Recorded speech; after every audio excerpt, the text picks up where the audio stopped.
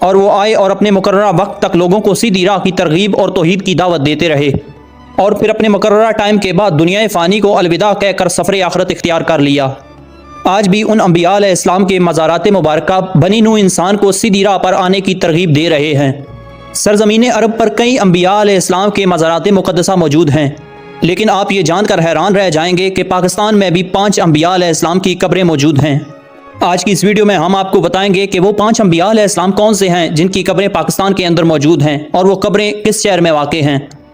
سب سے پہلے بات کرتے ہیں حضرت آدم علیہ السلام کے بارے میں۔ حضرت آدم علیہ السلام کے کل 20 فرزند تھے، لیکن بعض مفسرین لکھتے ہیں کہ حضرت آدم علیہ السلام کے 240 بیٹے تھے جو کہ پوری دنیا میں پھیل گئے، اور اس کے بعد ان کی تعداد میں اضافہ ہوتا گیا۔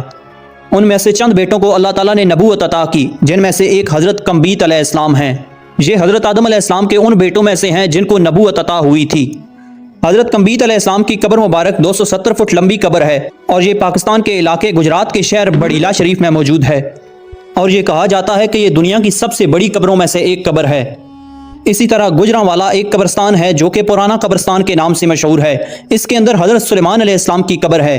ایک حضرت سلیمان علیہ السلام وہ تھے جنہوں نے ہوا، پرندوں اور جنات پر حکومت کی، لیکن یہ وہ سلیمان علیہ السلام نہیں ہیں۔ یہ سلیمان علیہ السلام حضرت موسیٰ علیہ السلام کی آل میں سے ہیں۔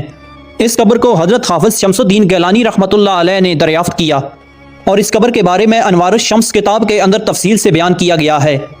اسی قبرستان کے اندر ایک اور قبر بھی ہے جس کے بارے میں کہا جاتا ہے کہ یہ حضرت منجوش علیہ السلام کی قبر ہے، اور یہ قبر بھی حضرت سلیمان علیہ السلام کی قبر کی طرح کافی لمبی قبر ہے، اور یہ بھی حضرت موسیٰ علیہ السلام کی آل میں سے تھے، اور اس قبر کا حوالہ بھی انوار الشمس کتاب کے اندر موجود ہے۔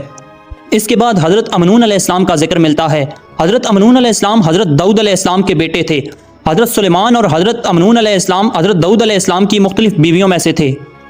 حضرت امنون علیہ السلام نے دین کی تبلیغ کے لیے تقریباً 30 سال فلسطین میں گزارے، اور پھر عرب ممالک سے ہوتے ہوئے سندھ کے علاقے میں پہنچے۔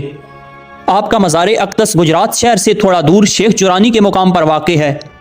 آپ کے مزار مبارک پر روزانہ سینکڑوں کی تعداد میں زائرین آتے ہیں۔ اس کے بعد حضرت حام علیہ السلام کا ذکر ملتا ہے۔ حضرت حام علیہ السلام حضرت نوح علیہ السلام کے صاحبزادے تھے، اور ان کی قبر پاکستان کے شہر جہلم میں واقع ہے۔ حضرت حام بن نوح علیہ السلام کی تقریباً عمر 536 سال ہوئی۔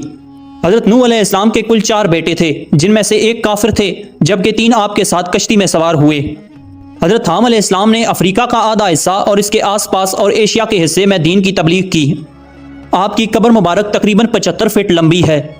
اللہ تعالیٰ نے ہر دور میں انسانوں کی رہنمائی کے لیے انبیاء علیہ السلام مبعوث فرمائے۔ انہی میں سے ایک حضرت کوش علیہ السلام ہیں۔ حضرت کوش علیہ السلام حضرت حام علیہ السلام کی اولاد میں سے تھے۔ یہ حضرت حام علیہ السلام کے بیٹے اور حضرت نوح علیہ السلام کے پوتے تھے۔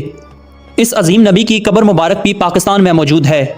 اگر آپ پاکستان کے شہر گجرات سے 27 کلومیٹر آگے جائیں گے تو آپ کو حضرت کوش علیہ السلام کا مزار مبارک دکھائی دے گا۔ کہا جاتا ہے کہ یہ حضرت حام علیہ السلام کے سب سے بڑے صاحبزادے تھے، اور ان کی اولاد جس سلطنت کی حکمران تھی اس سلطنت کا نام سلطنت کوش تھا۔